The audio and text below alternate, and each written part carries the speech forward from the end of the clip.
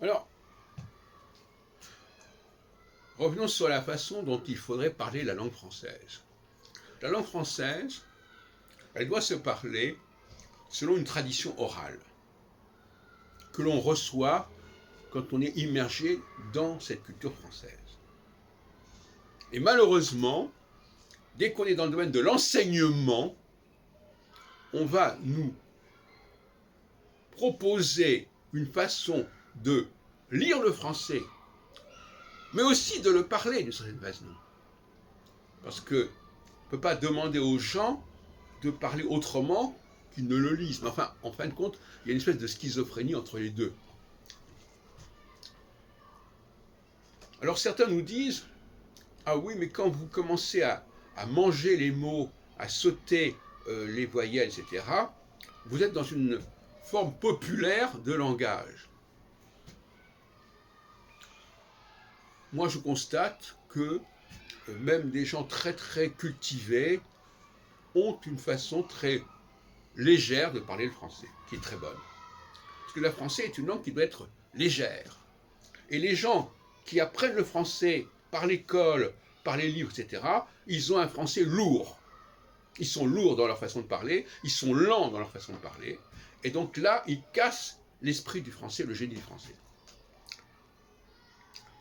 Et c'est assez amusant, j'avais fait déjà il y a quelque temps une expérience assez dure, la façon dont les gens lisent un texte,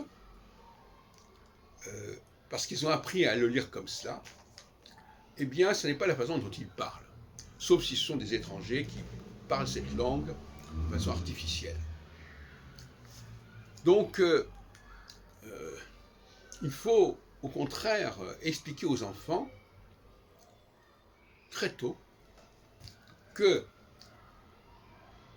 la lecture, c'est un acte artificiel, ou plus exactement, qu'il faut réapprendre à lire le français.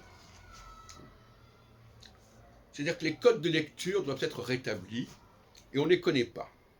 Donc on apprend le français de manière lamentable aujourd'hui, on enseigne le français de manière lamentable, et qui en plus est complètement décalée par rapport à la langue telle qu'elle est parlée en réalité de manière vivante. Il y a le français vivant, qui est le français de l'oralité, et le français mort, qui est le français de l'écrit, de la lecture. Le cas intéressant, c'est le cas de la poésie. Parce que, alors la poésie et la chanson, ce qui n'est pas tout à fait pareil.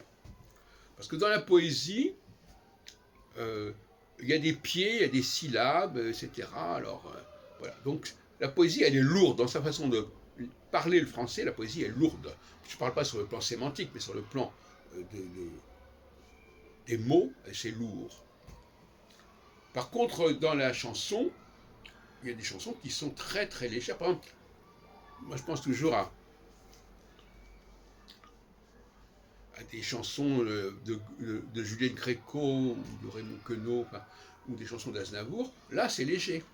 À ce que t'es drôle, ou voilà, à ce que, ça c'est léger.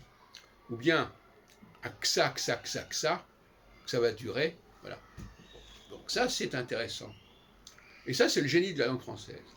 Alors, je reconnais qu'un Français qui parle cette langue légère va déconcerter un étranger qui, lui, a envie qu'on lui parle calmement et qu'on décompose et qu'on sépare bien les mots, etc. Mais en réalité, ça n'est pas le génie de la langue française. Et beaucoup de gens préfèrent parler une autre langue que le français parce que le français est très exigeant. Il faut beaucoup plus faire fonctionner son cerveau quand on parle le français que quand on parle une autre langue. Et quand on écoute quelqu'un aussi, c'est pareil. Parce que parler une langue, la langue française, ça veut dire penser aux liaisons. Penser à quel moment on peut sauter une syllabe. Et puis aussi, quand j'écoute quelqu'un aussi, rétablir, faire la connexion, etc. Donc la langue française est un véritable casse-tête, mais c'est ce qui fait sa prodigieuse fortune. Parce que rappelons encore une fois que le français est une langue qui a fasciné de façon extraordinaire. Et on ne sait pas pourquoi elle a fasciné en réalité.